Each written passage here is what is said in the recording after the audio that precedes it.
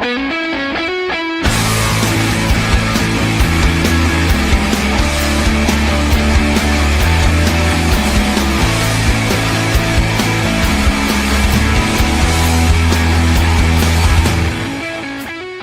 is Renelle, and welcome to Quality Hang with Rod Brooks and Friends. And here he is now, your host, my main man, Rod Brooks. Thank you. Thank you very much, Renelle, and welcome everyone to a very special episode of Quality Hang. I started this show almost a calendar year ago, really as a flimsy excuse to hang out with my friends and have them be a part of the show. That's why I do the show with Marcus. That's why Renelle Brooks Moon is the first voice you hear on this show. It's why my friend Kevin and his band Werewolf on Holiday provide the theme song, the music you hear. Living Inconvenience is the name of the song, by the way. One of my friends to be a part of it. And like I said, it's a flimsy excuse for me to talk to my friends. It's why Bob Fitzgerald was our first guest. It's why Matt Mayoko and Amy Trask have all been guests on the show over this past year. But I really envisioned this show, I should say, the second part of it, of this show, I envisioned it to be a chance for me to make new friends and talk to people whose talents have influenced me or moved me in one way or another. People like Robert Ford, the play-by-play voice for the Astros, whose dad basically was the first journalist to tell the world about hip hop, the DJ and party scene back in the day that eventually turned into hip hop. It's why I've had a chance to talk to Greg Renoff about Van Halen, a band that he knows about, wrote a book about great music producer and producer of Van Halen's classic albums, Ted Templeman, having a chance to chop it up with Greg and talk about Van Halen, and having a chance to talk to the hilarious Roy Wood Jr. But tonight is special. Because of the interview you're going to see shortly. And I've been wanting to talk to this guy for, for decades, 3+ decades, and been trying to hook up with this guy. We were finally able to get it done. And the conversation went far beyond my wildest dreams. We were supposed to only talk for an hour. We talked for well over an hour and a half. We're not going to give you all of it. Had to make some edits to get it to a suitable broadcast length, but had a chance to talk to guitar hero and founder of Living Color, Vernon Reid. And if you know guitars, even if you're not a guitar, their biggest hit, Cult of Personality, and how good Vernon is at playing guitar and how good of a band Living Color is, and how great that song, even if that's all is their most ubiquitous song, their biggest hit, Cult of Personality. And like I said, the conversation went far beyond my wildest dreams, and we talked about a ton of things. And what I loved about Vernon, just to give a little background, when I finally got on Twitter, Vernon Reid was one of my first follows, just because, wow, it's Vernon Reid, why not? And when you follow Vernon Reid, you find out that he's very accommodating, just having conversations with people, mainly about music. And he's very, very giving in terms of talking to people about a subject that he's an expert in. And got to know Vernon in a couple of back and forths on Twitter, and through some DMs, said, hey, could you come on the show? And obviously Vernon is busy, blah, blah, blah. And it took a while, but we were finally able to do it. And credit to Vernon for taking time out of his schedule to try and find a way for us to finally get together and record an interview. And we did it late last week. So shout out to Vernon for giving of his time and really making an effort to fit me into his schedule. But once we got talking, man, we covered a lot of stuff. And you'll get to know Vernon more than just him being a guitar hero. Come to find out, he's a big car guy, a muscle car guy, and his love of cars is the reason why he was able to forge a special relationship with the great Curtis Mayfield. We talked about the fact that Parliament was Vernon Reid's first concert, and then he eventually ends up playing with the great George Clinton. Why CM Punk, the wrestler, chose Cult of Personality as his song. They played it at WrestleMania last year. His parents, where they came from, their influence on him, their musical influence.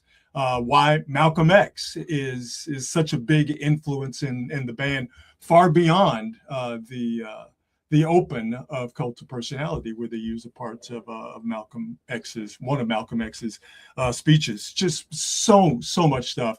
I enjoy the interview. I think you're going to enjoy it as well. So here it is, my conversation with the great guitar hero and founder of the great Living Color. He is Vernon Reid. Hope you enjoy. Thanks to you and Living Color and Public Enemy, but specifically for you guys. Thanks for radicalizing me. Right on. I appreciate that. Vivid came out. It was the end of my junior year in high school, and then Time's Up came out at the beginning of my sophomore year in college. So history's a lot that they teach you in school. Hit me right between the eyes. So thank you for that. I appreciate it. Well, I'll pass on that to Will Calhoun, who wrote that song. You guys, you did that for a lot of people. Have folks come up to tell you that, they were kind of just going along in life, and what you guys wrote and how it was sung and how it was played just kind of stirred up things in people that they didn't know that they had. I'm always appreciative when I talk to fans and listeners who say, "Oh, when Cult came out or when Type came out, or that they were really young. They were 12, they were 11. They said their older brother or their older sister was into the band. You while you're in the process of living your life, you have no idea how you're affecting people or influencing people. And interestingly enough, it's been, so many people have said, "Oh, my first gig, my father took me to see you at such and such and so and so, and it was my first gig ever." And it's almost like paying it forward because, I've had the honor of playing with George Clinton, and the first record I bought with my own money was Cosmic Slop, and the first concert I ever went to was War, Rare Earth, and Funkadelic at the Garden, and they were touring for Cosmic Slop. And years later, I got to meet George and tell him the very same thing. It's crazy. Oh man, unbelievable. I can't wait to really just chop it up about music. But a few things I want to get into. I came late to the Twitter game. I was very anti-Twitter, but I started to get into it about 3 years ago. And you were one of the first people I followed for obvious reasons, being a fan. But what I noticed about you immediately, and it's still this way to this day, that you are so patient to people that, quite frankly, at times don't deserve patience, just from me, from the outside looking in. But you are so patient and giving on Twitter, and I'm amazed how willing you are to talk to strangers about something you are an expert at, about music and the music business and the people you've been around, like George Clinton, for instance, and you're educating people and you're telling stories about people that and that are with us and maybe are not with us anymore, and your experiences. With social media being what it is, why do you give of yourself like that to people who at times don't deserve it? Well, I consider myself a fellow traveler in life. I don't think of myself as an expert, even though sometimes I use big words, but that's a whole other story. It's so funny because the thing is, it gets into how I learned, like, my vocabulary. Is like my father used to open the dictionary when I was a kid, and he was a big stickler on that. So sometimes I use like these words and phrases, but it's connected to something completely different from what people may think, and a lot of times I look at something I've written, man, that really is pretentious, but it actually is, the way I think, you know what I mean? And I was kind of made to think that way, and it's very so the whole code switching thing is something I'm very sensitive to. I think about it. I mean, one of the things for me on Twitter, or what Twitter has become, because it has taken this super rightward turn, and that's because Elon Musk, who became a Twitter addict, a huge fan, like having that many, over 1 million fans, can be quite addicting.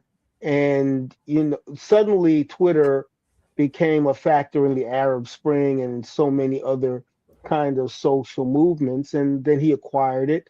And a lot of people have left. I kind of have a certain amount of fan equity. I have about 70,000 followers, and I'm kind of in the middle of the pack of celebrities. I'm not actually on the lower rungs, to be honest, because there are people with hundreds of thousands and millions. Sure. But my relationship with the people that follow me on Twitter is very unique, because I signed on as Vert22. I didn't sign on as Vernon Reid. I came in with my alias, and people found me. And one thing I'm proud of is there are no bots. There are no bots in my account. I didn't buy any followers. The people that follow me are actually follow me for real. And there are some of my followers are quite conservative, much more conservative than me. I'm not conservative. And my thing is, I'm willing to engage in reason and I will talk to anyone if they're talking. We're having an actual exchange. I don't do the pejorative thing. I don't do the name calling. One way to get blocked is to start calling names, and then we're not engaged in conversation. It's not an argument. It's just perjuration. Some of my favorite people are actually quite conservative, and we connect on other things. We don't connect on politics, but we connect on social things. We connect on music, Yeah. And the thing, I think we have to find the places, and that's not to expiate or to excuse certain things. I won't do it. I will not, kowtow to racism. I won't support it. And sexism, racism, and gender things. I'm not there with that. But if we want to conversate, and we have to find common ground. Like, I would say something about a particular artist, and a lot of times I learn things. I see the thing, the advantage, because I'm that old, right? So I saw the beginnings of hip hop. I was too young for Vietnam, but I saw how Vietnam affected the older kids in my neighborhood, the older brothers of friends of mine. I've been through, all of those presidential, administrations, from seeing the Kennedy Nixon debates. And I looked at I was a little kid, and I said, oh, the good looking guy's going to win. And that might be the beginning of my thoughts about that led me to write the lyrics of Cult of Personality. I'm a child of the Cold War and the civil rights movements and the Black Power movements and the women's movements and the beginnings of the gay rights movement. That was the background against which I came up, and I've lived long enough to see how hard won certain things are. And there was a soundtrack for all of it. That's the other thing too. There's a soundtrack, and then to see how these things have shifted and how these things have broken down. And part of the thing is we're all surveilling each other. We're all over each other. And there's a kind of, it's ironic to me. Like, I started the band Living Color in 1984, which is the title of George Orwell's, celebrated book about totalitarianism, about, surveillance and whatnot. But nobody ever predicted that it wouldn't be Big Brother, but it's going to be Little Brother and Little Sister. Looking over each other's, we're looking over and judging each other and really trying to police each other's beliefs. It's a very weird thing that is, nobody, Star Trek didn't predict the iPhone and the effect that it was going to have. You know. Anyway, blah blah blah. Let me let you. No. I mean, this is everything I want to talk about and more. You just hit on and just that bit of conversation just to let people know our interaction and this conversation is happening because of Twitter. I Yeah. DM'd Vernon, and we went back and forth. He's busy, I'm doing stuff, but I DM'd him, and he said sure, and we eventually found a time. So it's good things can still happen on Twitter. That is for sure. If I remember correctly, I feel like you said at one point on Twitter that you had a muscle car and I did. you were maybe going a little bit too fast. Are you a car guy? Because if so, I do. we I might have do. just become best friends. Oh yeah, man. I had a 72 Mach 1 Yeah. with a 351 Cleveland, and it was eggplant purple with black rims. I mean, you couldn't tell me nothing. I mean, it was the Blackmobile. I mean, one time I was in the East Village, and I rolled up, and I rolled down my window, and I had Al Green coming out of the car stereo, and this brother looked at me, and he just bust out laughing because it was like, basically, I rolled up in a time machine. you know. At one time I was pulled over by a police officer, and of course, I was like, oh shit, and he he pulled me over to ask me what engine I had in the car. Oh man, I have such fond memories of that ride. But they say never fall in love with the car. A lot of gearheads say never fall in love with the car because basically, to paraphrase what boat owners say, boat owners say that a boat is a hole in a river you pour money into, and a muscle car, is basically a pothole that you fill with cash.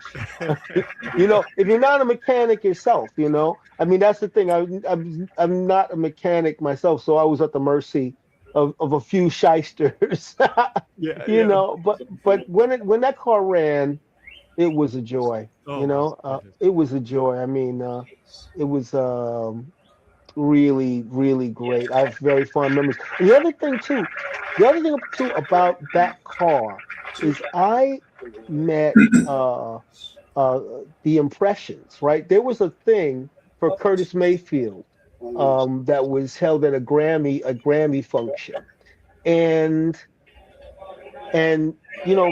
Curtis Mayfield had been injured horribly in Brooklyn, at Wingate Field. A lighting rig wasn't well secured, and he basically got injured, and he wound up having a spinal injury and was in a wheelchair. So there was this tribute to Curtis, and all of the Springsteen and all the people that should have given tribute to him were giving tribute to him. Exactly. And somehow, and they had the Impressions were there because they were doing a number, and we started talking about cars, and it was just funny because they were like, oh man, we all had Corvettes, and we used to drive from LA to Vegas. We do these weekend gigs, and we all drive ourselves, and we were maniacs. You know what I mean? Because I mentioned this, my Mach 1, and then Curtis, because everybody had been super respectful walking up to Curtis, and then Curtis looked up from the chair and said, I had a Carroll Shelby Cobra. And we were like, what? And he said, yeah, man. You don't go to the lot and get those.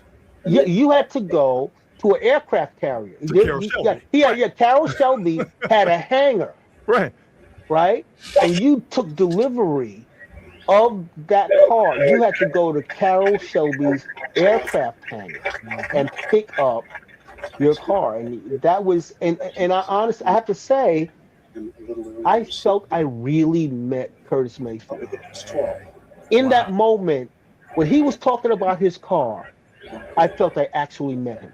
Because y'all had something in common. Yeah. Oh man, and it was just all the years and everything melted away, and it was just like he was so I mean, that car meant so much to him, and the fact that he went and had this thing, and I mean, that's incredible. So that's one thing about the car thing, like the car thing and the guitar thing, you can connect. Oh no, you know what I mean? Because these are totemic objects. These are totemic objects, and they represent something really fundamental. And honestly, this is the thinking about America and being an American. The ride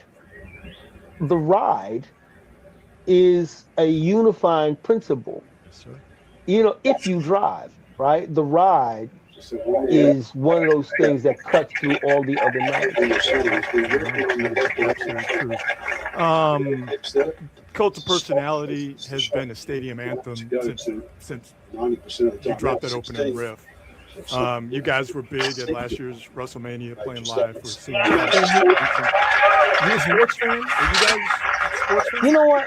We are to varying degrees, and the thing that was so interesting about connecting with CM Punk, the reason why he picked that song is this very emotional thing. He was in Little League in Chicago. And when he was 12 years old, his coach picked Cult of Personality for the team's get out on the field music. So whenever they went to play, they would play da da da da da da da da da. That would be how they ran out on the field. And then he said, "Yo, man, we won our championship to that tune." So that was his connection. And when he became a wrestler, that's the theme music he wanted. I mean, and listen, those 12-year-old Little League championships, they stay with you forever. Not going to speak for him, but it's probably right up there with him being a superstar in WWE. Well, moments of glory like that are indelible in life. And so you're a New York cat. Are you partial to the? Well, yeah, I'm not going to mention a team because if I say the wrong team, because there's I know. Well, we can. Well, hope springs eternal, and we don't want to jinx. You know what I mean? Because every time you get too head up about your chances, you can get hurt. You know what I mean? You can get hurt. You can get hurt. I remember, man, that 1986 World Series. We were playing at Tramps. I think the night of that last game. That last game was being projected. You know what I mean? And them winning that game just. I know it was kind of weirdly mythic. You know what I mean? It was kind of funny because I was thinking, man, if the Mets pull this out, we're gonna be okay. You know what? You were right. I didn't know if you were a Mets fan or a Yankees fan. That's why I didn't want to say. Because if Brooklynites and Queens, people from Brooklyn and Queens are predisposed to the Mets. Kindred spirits, sure. Yeah. Kindred spirits, and folks uptown, the Bronx and uptown, they're more likely to be Yankees. Sure. Absolutely. There's that. Yeah. I'm from Houston, and so that 14-year-old, if I saw Ray Knight, if I saw Lenny Dykstra, and if I saw Wally Backman walking down the street, I'm going to throw a punch at one of them. Now, I might get beat up, but look 14-year-old but you're going to hurt somebody. You're going to hurt somebody. I got to get vengeance for that 86 NLCS. I know, man. Y'all were supposed to see Mike Scott the next day, and y'all are not going to hit Mike Scott. You mentioned your parents. Who are they? Where'd they come from? And how did they get you on this musical journey? Well, James and Mary Reid, my background is from the Caribbean. My parents are from this island, Montserrat, which is by Antigua, and they're part of the Windrush generation of people that left, just like the Great Migration. from the south to the north and what have you. There was the same sort of migration in the Caribbean to to England, and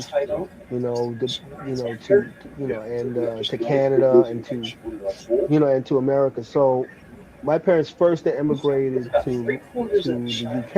I was born in London, and the day after I was born, um, everybody knows Notting Hill from the rom-com, right?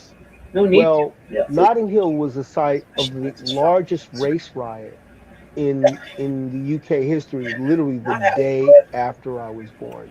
Really? I've been there Yeah. before. I know about the history beyond the cutesy movie with Hugh Grant in it. Yeah. It happened the day after you were born. Literally the day August 23rd, I was born August 22nd, 1958. August 23rd, 1958, they had a major disturbance. Yeah. Yeah, and I think that was I think the final straw for my parents to decide to go to the States. And I have an aunt who recently passed who stayed in London, and I had an uncle who was a double decker bus driver. So I was brought to first to Harlem and then to Brooklyn, but I was like 1.5 years old. So the only thing I know is Brooklyn. And that's been such a central part of my identity because I didn't grow up in London. My people are from the Caribbean, but I didn't go to Montserrat until after we finished Vivid. I went to Montserrat one time, and so I didn't, like it wasn't like I didn't fly on an airplane until Ron and Shannon Jackson put me on an airplane in 1980. So we had a very kind of working class background. And my pops was a mail sorter. He took a test and became an air traffic controller. That's one of the things that's so interesting about the federal job. That if you're in the federal system, they will put a bulletin. They had a bulletin board in all the federal workplaces, and they would put up openings for different jobs. And all you would have to do is take a test, an aptitude test. So if they have an opening, you could become an FBI agent from being a postal worker if you have the aptitude for it. They would just post. I mean, it was a very egalitarian and open sort of thing. And my pops, they were looking for air traffic controllers. And my father worked, he used to work with punch card computers, like the big stacks of punch cards, when computers were big wheel, were tape machines, essentially. Would take up rooms, yeah. They would take up a whole room. So he was there, he was never a mail carrier. He was always working and sorting in the internal workings. And basically he went out to Oklahoma and trained, and, he was an air traffic controller. And he retired as an air traffic controller. And my mother worked for the Health and Hospital Workers Union for $11.99 for years. And you mentioned your dad always made sure that the dictionary was open, and you were taking from it all of its goodness. Sandwiches, musically. beers, Music was always on in the house, or did they have a music? Yeah, music was always on. Music was always on in the house. And music, the thing I appreciate about my parents is that they were taking in everything. So they were listening to R&B. They were listening to American music, but they were listening to calypso music and the early ska records and things like that. But like James Brown was like a deity, and like they were huge James Brown fans. They were huge Motown. They were huge Otis Redding and Stax fans. You know what I mean? So I was exposed to everything, and then all the things that would come on TV. I mean, TV was massive. I mean, that's how I became, it's like the Marshall McLuhan thing, the medium is a message. And that's like my first racial, seeing Bull Connor and the dogs and the fire hoses. That was my introduction to who I was, because I could look at my forearm. I could look at what was happening, who the hoses were directed at. Yeah. and then I could look at my mom and my pops. I could look at my forearm and say, "Oh, that's," and I didn't have any separation, That's how brilliant Goddard shot. from that, because also my parents were big into the civil rights, thing. I found out years later, my pops used to go see. He actually saw Malcolm X speak at the Audubon Ballroom. Like he used to go to the Audubon Ballroom and hear Malcolm X speak. So they were big time into the civil rights, movement, and I come to find later, my pops had dalliances with the Black Power movement, and he it's why years ago he said, man, well, I thought about making a move, but but I only didn't do it because of you and and the family, but I was really thinking about it. So he said one time Malcolm X was making a point during one of his lectures, and he literally pointed right at him. He spends a lot of the day in the shadows, and it's flat. That must have been like for an Complex. ancient Greek to have Zeus coming at you. That's going to get your attention. You know what I mean? And it's so funny because he 30 or 14. he didn't talk about these things until much later on. Like he didn't. This wasn't like something. I think he was a little nervous about radicalizing me like super early, right? So he didn't say, he didn't. It was not the case when I was 7 years old. Hey, Malcolm pointed right at me. He was like, I am not trying to send you on a path, and then look at what happened regardless. Yeah, right? Yeah. You know what I mean? So so like the irony of having Malcolm at the start of Cult, you know what I mean, without being told that story. I had no idea about that story. He only told me that after the song was out. He said, what? You guys wanted "I Have a Dream" and couldn't use it. You said, yeah, we wanted "Free at Last." Thank God Almighty, we are free at last. The King Foundation, they wanted money that we didn't have. It was gonna bust the budget.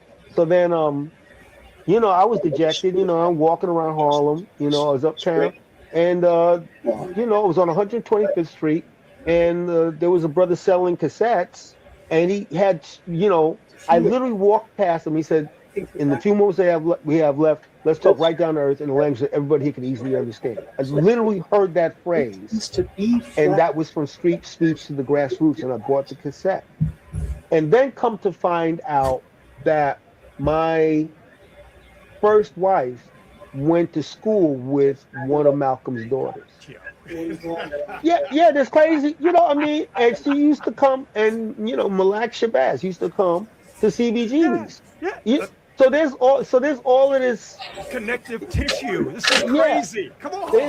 It's crazy. It really is, and it's kind of like, because of when I wrote the lyrics, it wasn't connected to any music. It was almost like a poem, and it was really thinking about the fact. It harkened back, like I said, when I saw the Nixon-Kennedy debates. I don't know nothing about it. I said that the good-looking guy's going to win, and he did win, right? And I remember also Lee Harvey Oswald. Lee Harvey Oswald was shot by Jack Ruby on live TV, and I saw that. I saw that looking at TV with my parents. So all of these shocking media moments, were part of what they became part of my consciousness, as well as, the show The Twilight Zone. The Twilight Zone was the only media experience I've had where it's the first media experience I had where I witnessed something that scared me to death. It scared me, and then I couldn't wait to see it again, which is very weird. Yes. Right? Because it's kind of like I would avoid something that frightening. Because if I think about that little guitar arpeggio figure at the beginning in the theme song, for years I would hear da da da da da, and I would get a cold thrill down my spine. But Rod Serling is a genius. He's a genius, and he was like he was the first white guy. Other than Walter Cronkite, who I actually believe. Oh man. I want to get into, you sort of hinted to it, the themes that you guys have discussed, for lack of a better way of putting it, over the years. But this might be the one question I really wanted to ask you over these years, and you alluded to it. Growing up in Brooklyn, with the epicenter of hip hop, obviously all of New York, but Brooklyn, the epicenter of hip hop, and the Bronx, where it started. But in Brooklyn, it's crazy. What was it like to see hip hop start in the Bronx and grow, and while you were navigating your own musical world and navigating the rock world?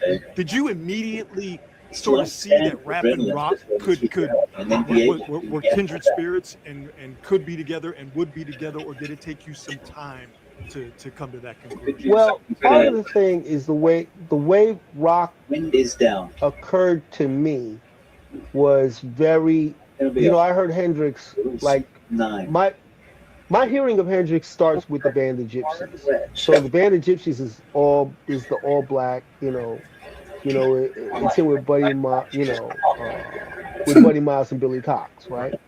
And so I started listening backwards to Mitch Mitchell and Noel Redding and the Experience. But I started out with the Band of Gypsies, and it has to be framed in the sense of being a young person, and the Vietnam War was such a big, frightening, ongoing narrative. And like the first time I heard Machine Gun, I was in the basement with the lights turned off. I had the record player on, the lights turned off. So I heard Machine Gun, and it scared the shit out of me. It was like, because it's that particular version, because there are multiple sets. He played in, like, on the 30th and the 31st. He played it in 1969, and he played New Year's Eve 1970, right? Regardless of where the home location so is, right over the left. It was he forced you with the sounds of the guitar. He forced you to walk through the rice paddy. He made you walk point. Yeah. Just from the sounds that he was making. And I'd never experienced anything remotely like that. And he was such a unique figure. I remember him on the Dick Cavett show, and he was just so a lot of this, like him, Sly and the Family Stone, and the Isley Brothers were part of the framing, as well as the Beatles, and but that the idea of. And then later on, I started hearing the fathers of rock and roll, mothers and fathers of rock and roll. But in my mind, rock and roll music was always the province of everybody, because hearing Santana, obviously the Beatles were a thing, the Stones, then Led Zeppelin, but it was also War. And the Mandrill, and the Band of Gypsies, that's so it was not a territory, exclusively. Sure. That was not exclusively for young white guys. It was never that. It was always in combination. I mean, like I said, hearing Funkadelic, Eddie Hazel, Maggot Brain, all of that is how rock occurred to me, and then I suddenly got an exposure to jazz. And see, the whole thing, for me, my whole process of coming into music was additive. Are you predicting something? The things I like just become added to a catalog of things I like. I didn't move through music like, well, I used to be into that, now I'm into this. It was kind of like, well, I will always love Otis Redding. I love Otis Redding from the first time I heard it. And it just never it didn't change, right? No. And I just added, Lennon and McCartney, and, all the, the first time I heard Sunshine of Your Love, I was, riveted by it. That's that your music. Those tunes had this effect on me that was like riveting. Like hearing Dionne Warwick, was just an extraordinary experience. That's hearing Short, these sounds coming out of a tinny, AM radio had a huge effect, because it was not about. 160 yards. Now it's like whether it's clean, people experience music just so differently. Everything was a phenomenon. Like hearing Al Green's voice the first time was just this, it was this extraordinary new thing. Al Green got added to Otis Redding. It got added to James Brown. That's the way. And the other thing is, I was never told. One thing, my parents didn't. They didn't police my taste in music. Like I wasn't told that's white boy music. You shouldn't listen to that. I think a lot of people are told what they should and shouldn't be into, who they are and who they're not. And I was not told who I was or who I was not. So. What was it like hearing Public Enemy for the first time? Oh yeah, so like hip hop. So okay, so let me get. So I didn't really add about specifically hip hop. Weirdly enough, for me, it really starts with the DJs, and we had like mobile DJs. Yes. We had like mobile DJs, like Flowers, right? Like Flowers. Before you got to turntablism.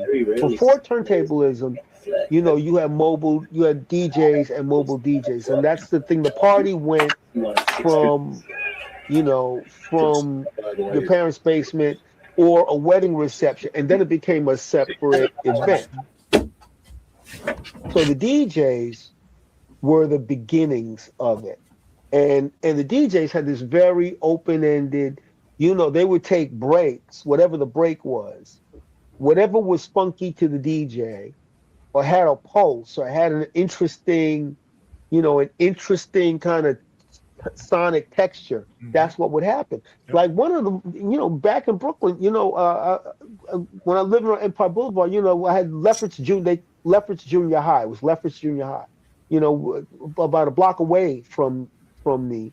And that's where the basketball court was. That's where the handball court was. And the DJs, mobile DJs, used to set up in the park on the weekends. Yeah. That's the first time I heard Trans Europe Express. Oh, come on. By Kraftwerk. Trans Europe Express was massive. Black people, it was massive. It was massive. Massive. And Trans Europe Express came out right around the time BT Express, Express all. There's the whole, so these records and disco, so funk, disco, all of that. But Trans Europe Express, I'll never forget this one weekend where they were just blasting Trans Europe, that was blasting in the park, and everybody was with it. That's why when later on, when Walk This Way became a thing with Run DMC, DJs have been using the break and the intro to Walk This Way as a break for years. For years. Like, you know what I mean? They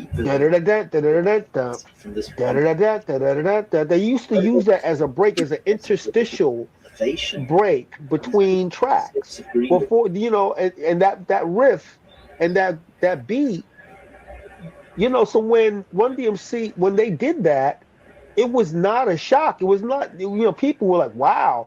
And I was like, yo, that's been good. They did that back then. We've been on that. We've been on that. That was a thing, right? So that's the whole thing. And then and some of the earliest rappers were DJs themselves. I actually my first serious girlfriend was from the Bronx, and we used to go to Club 243, and DJ Hollywood, who doesn't, DJ Hollywood, he used to do these rhymes to get people out on the dance floor. DJ Hollywood never really got the credit because he's like a party DJ, right? Yeah. Whereas, Grand Wizard Theodore, he started he was the one that changed the turntable into an instrument unto itself with scratching. But all of these things were evolving and were happening rapidly. And then my other connection is that, I went to Brooklyn Technical High School, and I met this brother in the back of history class. We were just kibitzing and cutting up and acting a fool. And, rest in peace, my dear brother, Raymond Jones. And the thing about Raymond Jones is playing the Fender Rhodes part on Good Times. Really? Yeah, my buddy from high school was in the band Chic with Nile Rodgers and Bernard Edwards and all of Of that, course. And great Tony Thompson. and the great Tony Thompson, and yeah, man. So It's like I'm in my notes here. Of course, I have Chic written down. Like Chic is, and it's absolutely. Nile Rodgers was a big. Oh. Nile Rodgers was a big presence on Twitter back in the days, And so I remember going to a gig. I was invited by Ray, and Rapper's Delight had come out, and Rapper's Delight had come out. Of course, they did a sound-alike. They didn't do samples back then, but they got a player-like version of Good Times. Mm-hmm. And and I'm sure that was controversial, because Good Times was a hit right almost at the same time. Good Times was a hit, and then suddenly Rapper's Delight, based on the bass and Bernard Edwards, bass line, and so Chic was playing. And then all of a sudden they did that breakdown, and then Nile Rodgers started doing the rhyme for Rapper's Delight. And the crowd. I need to see that. The crowd went ballistic. They were already flipping out because this tune, you know what I mean? Yeah, right. And so when he starts doing the rhyme for Rappers, the crowd went absolutely nuts. It was, and that was in that moment. In that moment, I knew that hip hop was real. It was here. That was a moment when I said, this is not, because there's also a lot of people miss hip hop entirely because they was ghetto music. It's just some kids. It's a novelty thing. A lot of the R&B people didn't dig it. A lot of the funk people didn't dig it. Cornelius did not like hip hop. They didn't dig it, and it was like, who are these ruffians? Who are these ragamuffins? You know what I mean?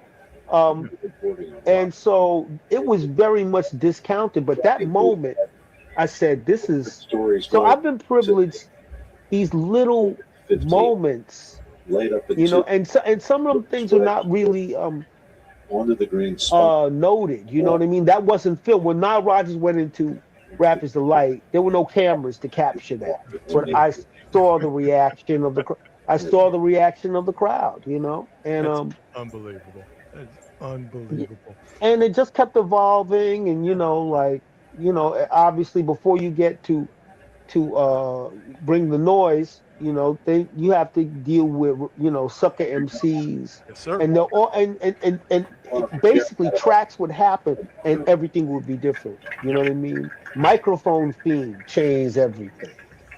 You know what I'm saying? Like, these things will come out. Radio. I mean, with LL dropping radio. Yeah, man. Man. I mean, and there would just be, and it would just be like a track would drop and everything. 3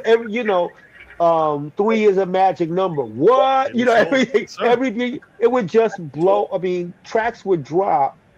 The Ghetto Boys, My Mind Playing Tricks on Me.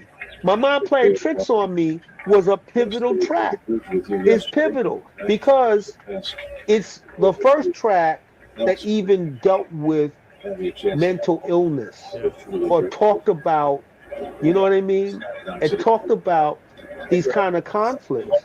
So, that was the thing about hip hop. I mean, hip hop was a kind of news.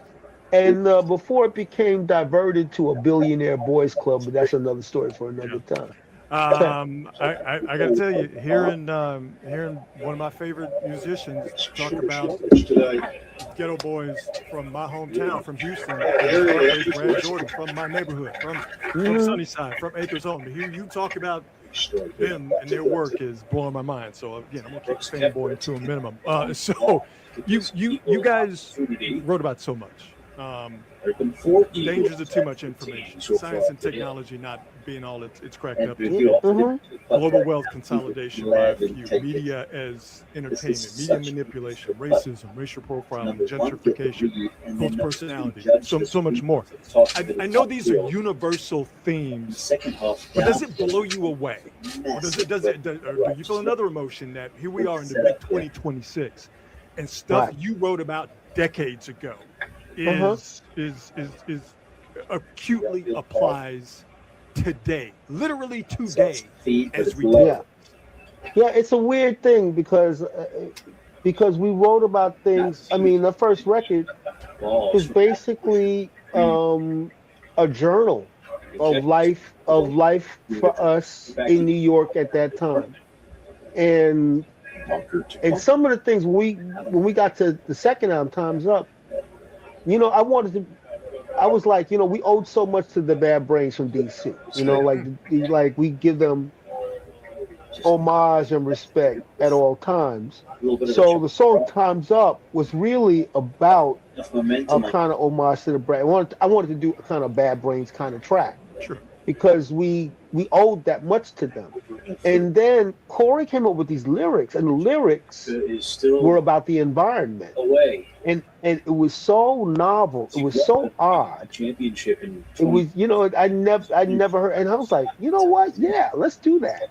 Because I'm very much like, if something feels like, no man, let it be what it is. And we did it. It was just this odd thing.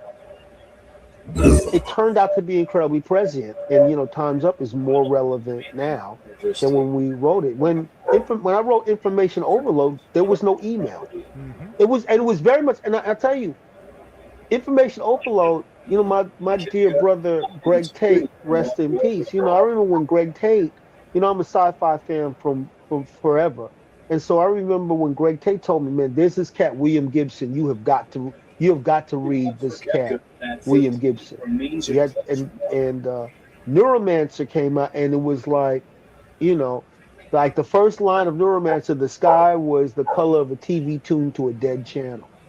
And it was like, you know what I mean? And so there's such a relatedness, I feel, in his vision, and so in his vision of the future, and so the idea of information overload, that was before personal computers was such a thing. There was no iPhone for it, and now that was before email, and now we have email. Every social media app has a messaging function. Who thought that would be a good idea? Because now you're getting, you know what I mean? You're getting messages. You're getting text messages from your people. You're getting, text message. You're getting messages on Facebook. Everything has a messaging thing. You're getting DMs from everywhere, and everybody can be touched at any point in time during the and day. it's not manageable. I mean, and really, it's actually not manageable. 100%. It's not manageable to have a life out. Basically, the attention economy is, that's the thing that the shift away from, of course, time is money, and that's the whole thing about the attention economy, the money thing. That's why, just get this app, and they'll get the money from you later. The first they take your time. Right. Well, but the saying is, if it's free, you're the product.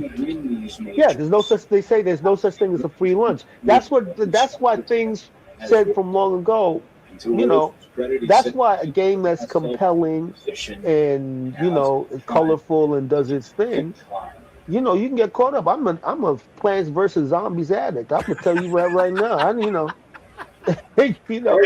daughter seen me play Plants vs. Zombies her entire life. It's crazy, right? And it's like that. People like World of Warcraft. People. I can only imagine that people that are into World of Warcraft, people are into World of Warcraft for thousands of dollars to get weapons and to do things. There are whole their whole The desire to start to see economic ecosystems sense. based on very little animation, a few characters, and people are caught up. So all of this is going on, and now we've entered into we've created these entities. Like we don't understand human consciousness. I mean, I actually have been around lately. I've been around a few neuroscientists and giving lectures about the fact that they understand on that new back tee. neural clusters, and they know that the neural clusters are essential for higher functions. But how they interact, nobody has a clue. People, they know that like the great Oliver Sacks, his whole thing about if you get a blow on the head, your whole perspective can be shifted, utterly shifted, right? It's incredible what the brain is and what it does and what it allows you to do. Like the things that you see in sports, that's the body. That's the body, but that's the body being controlled by the brain. Yep. You know what I mean? Like the quarterback is throwing to where the running back is going to be. You don't throw at the running back. You throw at a point in space. That's all calculated by our brain. And covering football, they've just now, and it was by the point of a gun. It was because of the lawsuit. They've just now, over the last 10 years, to say, getting serious about concussions and brain trauma and CTE and the long-term effects of playing football and the short-term effects of playing football. Like they're just now understanding that the brain is just as important as the brain. Oh, absolutely. They denied it. The industries denied it for years. The auto industry, at one point, I remember when the three-point seat belt was one of the arguments against the three-point seat belt was that people didn't want their evening clothes to be wrinkled. Right. That was an actual argument that an industry made for why the three-point seatbelt wasn't going to work. The conditions, this is the thing. I mean, it's kind of capitalism is one of the only areas where a company can market a product that they know is going to kill their customers. They know, they do the research. And they know that ingesting this thing is going to lead to negative health outcomes. And they make campaigns like that. Obey your thirst. I was like, before you get to fashion, before you know what I mean? Obey your thirst. I mean, they're cutting right through, and those things, they're cutting right through your centers of reason. Say, man, I shouldn't do this. They cutting right to that. The double down, right? Getting you to buy lotto tickets, to buy Powerball tickets, getting us to now. It's not just sports. You can bet on just about anything. Everything, and basically, our collective narcissism is being massaged. Like we're like I feel lucky. God's looking out for me. All these sorts of things. I'm going to get over. I've got some information that's going to put me ahead of everybody else. That's connected. That's connected to the conspiracy thing. All of these things are they're not completely different spheres. Nope, not at all. They're not completely different spheres. I tell you something. Liquid Death is one of the most fabulously marketed products of all time. It's just water, and it's called Liquid Death. There's something transgressive about Liquid Death. Wow, you really doing something. You drink it like you know what I mean. And we're all just like, yeah, we want that. We got to have that. You know what? If somebody comes up with some conspiracy soda, you know what? Ain't nobody going broke. You put all the conspiracies on a can. You put the Knights of Malta and all that. You put all of that. Conspiracy, and make it an energy drink while you at it. Does it cover the false front? That's my exit plan out of the Dude, just remember that, remember this, Rod. Remember, man, you got to cut a brother a slice. When you trust me, you're in. Because when the eventual lawsuit comes, I'm just going to point him to this conversation, be like, no, Vernon told me to do this. Listen, a conspiracy sold a 6-pack. No one's going broke. No one's going broke. Anywho, we time is money, so I don't want to take up a lot of your time. Just a couple more things. Yeah. Certain songs. Which Way to America is the absolute perfect end to Vivid. I just want to tell you. 5 times. Absolutely perfect. I don't know if that was planned, if that was happenstance, but damn it, y'all nailed it. Y'all stuck the landing on Vivid. Yeah. Well, it's funny. That's the other tune that Mick Jagger produced 2 songs on Vivid. He produced Glamour Boys and he produced Which Way to America. And Which Way to America is just that, that thing about we're being shown one thing and what we're living is something else. And this is so funny now because so many of the references are deeply dated, right? But you know what I mean? But thinking about streaming, thinking about all the things that are happening now, so much of it is still holds tight. So much of it, Which Way to America. One of the things I used to love, about the Jerry Springer show is that Jerry Springer, for all of its exploitation, Jerry Springer showed what was really happening in America between people. Like people have been getting together across every kind of line you could think of, gender lines, racial lines. And I remember he had this one show, and there these 3. This dude basically was having secret relationships with these 3. As a skinny black dude. And he's having the situation with these 3 blonde women. And these women are ready to come to blows over this cat. And I was like, this is what's happening. This is what's actually happening in America. Things are much more complicated. Things are much more layered. Things are much more out the box. Then you can. I remember here in Staten Island, there was a case where there was a guy who was the woman was was Russian, and she wanted her black boyfriend to murder her husband, and he went to the cops and said, "I'm not trying to kill nobody." And I'm thinking, these are the things that are really happening out here. In my own backyard. In my own backyard. So when you say Which Way to America, it's America is every kind of which way. And this is one of the things that there's always been something else going on that people ain't talking about. And that's also why the directions to America is so confusing. Because people are saying one thing and doing the exact opposite at all times. 100%. And you think they tell you that this is a land where everyone is equal, and if you work hard, you'll get ahead, and everyone's got rights. And as we are unfortunately seeing, just on a very hyper level, that's not the case right now. Man, it's a cover story. You know what? I was going to tell you something. So I came up with this thing. I said, yo, you know what? I figured out how to deal with it without having to take a knee, right?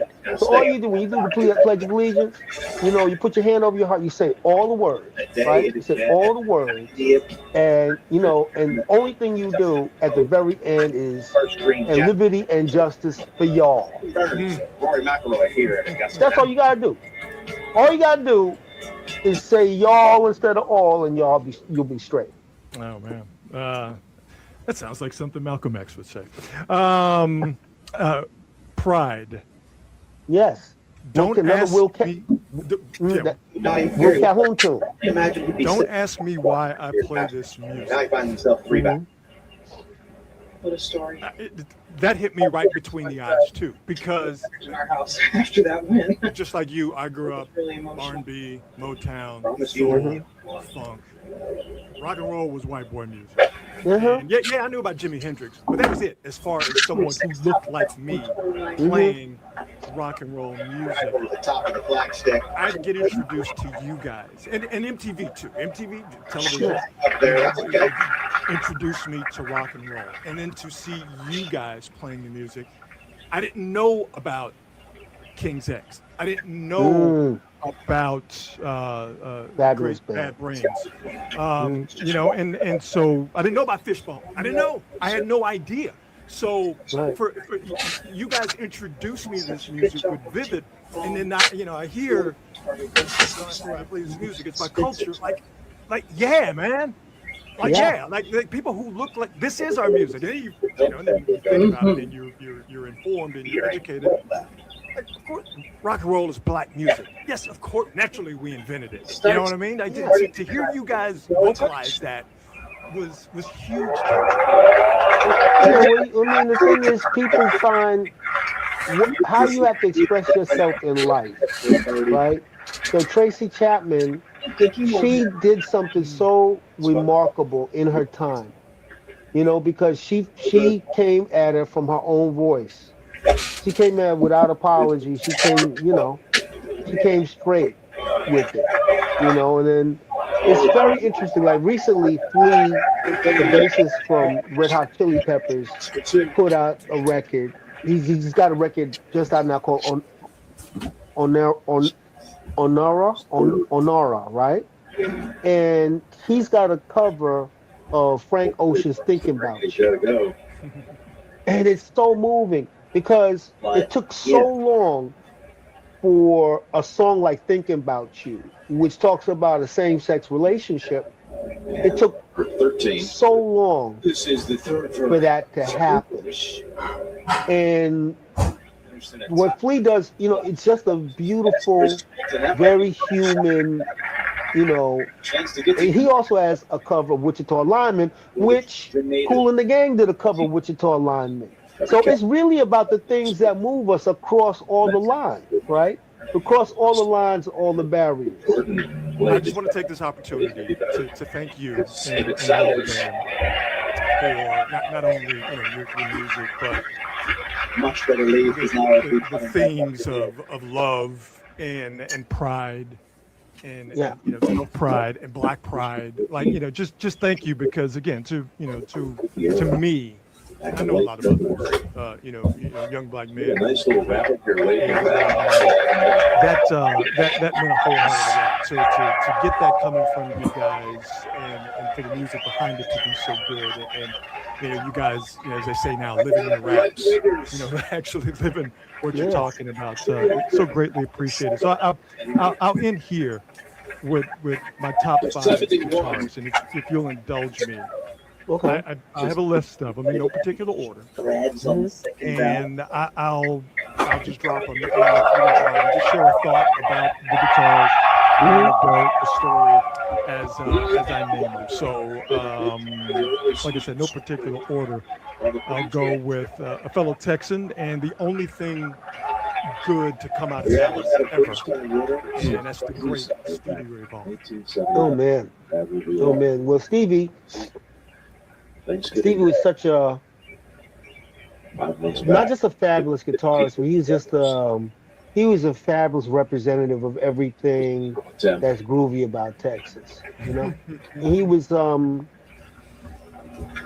his song Crossfire, you know what I mean? There's so many things. His version of Little Wing, his instrumental version of Little Wing. He just was the thing that's great about Stevie Ray Vaughan is that you could hear his influences. He doesn't deny them. You could hear Albert King, and you could hear Hendrix, but what you hear most is Stevie Ray Vaughan. And that's a remarkable thing. When the influences are not hidden, it's like a magician, with short sleeves, right? 15th. It's in live with speed. It's a great saying. No, you're 100% correct. You hear Superstition and man. Stevie's song, but you hear Stevie Ray Vaughan. You hear when he covered Hendrix, Voodoo Child. I mean, his version of Voodoo Child is incendiary. And you can hear Jimmy, but that's all over that band. It's like you hear Jimmy on the way to Stevie. Like that's the thing. You hear, you hear Albert, but it's Albert on the way to Stevie. Yeah. Mike McCready. Oh wow, Mike McCready, man. Talking about a brilliant post Hendrix kind of player, but he's also, I mean, he gives the spark to that band. To me. Back there. He's dope. I haven't seen Mike in years, man. You just made me think about him. I hadn't seen him in a grip. His solos. Good start. It's been red figures all day long. Every solo he does, and I'm a fan. Every solo. Today. They're all very, very good. I think of Nothing As It Seems. Even Flow is kind of everybody. That's what everybody knows. That's what everybody knows. The deeper you go to the catalog, I just think all of his solos are absolutely right on time. Right on, man. And just to go back to Stevie Ray Vaughan, one of the best T-shirts in here. Satellite radio, just flip it around. Crossfire was the song I heard today. His first song I mentioned. Divine Intervention, who knows? Another Texas boy, Dimebag Darrell. Oh man, now you know the cowboy from hell, right? Yeah. Dimebag was great. He was great because he's sort of a metal. He didn't care about metal conventions though. Like he used to use the whammy pedal. He would just do whatever he felt like doing, and he just expanded. Where the guitar could be in the genre, big time. It's been short and loud. And you don't have Dimebag. There is no Eddie Van Halen. So my other guitarist on the list, Eddie Van Halen. Oh yeah. Well, Eddie changed the whole. Eddie, and in fact, like Frank Zappa, you reached out to him and said, "Thank you for changing what the guitar is." He's just a fundamental. One of the things Eddie, nobody was more joyful in playing the guitar. The way he did. He was obviously great, obviously an innovative. A part of his innovation was he brought, just the kind of joy. As well as his innovations, he brought joy back to playing like that. For someone who was so scared to be on stage, he always had a smile on his face, and that joy always comes through. There's not been a moment since 1984 where I have not heard the Open to Panama and the smile has not come across my face. Oh yeah. You cannot help but smile when you hear him play, that song and other songs. Last guy on this, one last thing about Eddie Van Halen. A buddy of mine said, Eddie Van Halen is the Michael Jordan of guitar. He's not the first guy to come along and be great, but he's one of, if not the greatest. Yeah, he changed it up. Last guy on this list of my top 5 favorite guitarists, and maybe I lied a little bit. There is some sort of an order. Vernon Reid. Oh Lord, I'm not gonna talk about myself. I ain't talking about myself. Hell no. Oh hell no. Oh hell no. But I appreciate you. I appreciate making your pantheon. I ain't gonna talk about that. I ain't gonna talk about that. No. Well, I'll talk about you. You in daytime band, obviously, Corey and Will and Doug. You guys opened up a world to me that I didn't know I could enjoy, a world that I was told that I shouldn't be a part of. That's white boy music. I know you've heard that a million times. And just to me, like with Eddie Van Halen.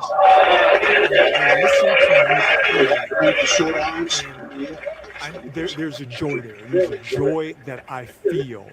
And just like Eddie, just like Stevie, just like Dimebag, and just like Mike McCready. You know Vernon Reid is playing guitar when you hear it. And just make no mistake about it. And, you know, Tom Morello's on that list. Just dudes who you know. When you hear it, you know exactly who it is. And there's been hundreds of millions of people who put a guitar around their neck and tried to play. Only a handful of people, in my estimation, have made it their own and have their own distinct sound. And you have one of those sounds. And I'm so blessed and appreciative to be talking to you. And I want to end with this, with the lyrics from the song you wrote, This Is the Life.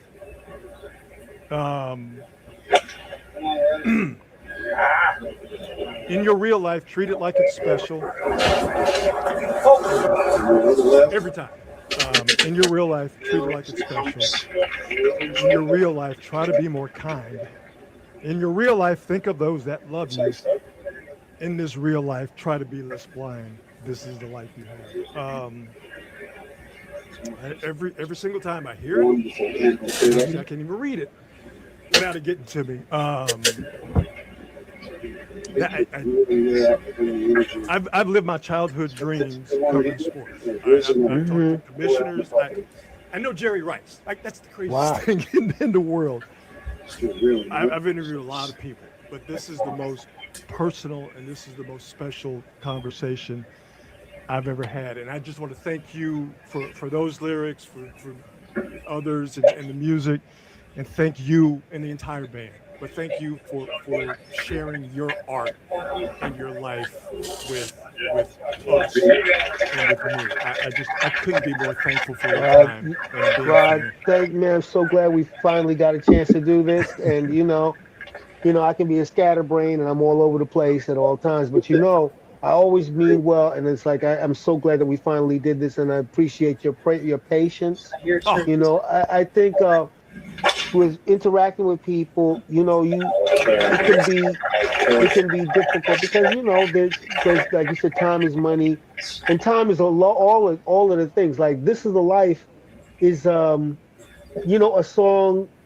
Even though I wrote the lyrics, it's also there's a part where I say in this other life your loved ones never die, and that is just.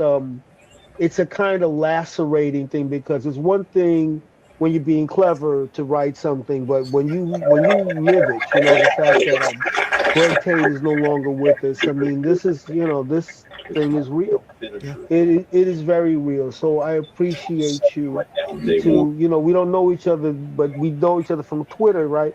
But those kind of I think about Lan Martinez, who's my first follower, somebody I didn't know, from San Antonio.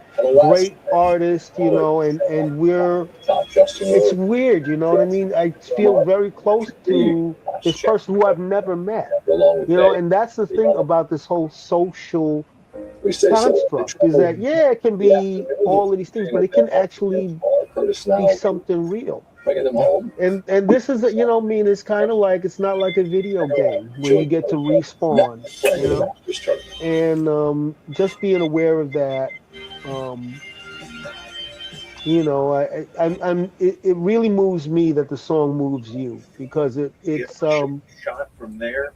It's funny, when the band was all of that and and I came up with this, and then the thing that I didn't know is that this song is gonna haunt you, dude. Like you're gonna, you know what I mean? In the midnight hour, you know what I mean? You go in the midnight hour, and I think that's and all those, and honestly, I give Corey Glover brought those words to life. He brought. He brings these things to life, and we're a band for real. And whatever, I could, I actually was quipping. I said, we really are a cult band. Full circle. You know what I mean?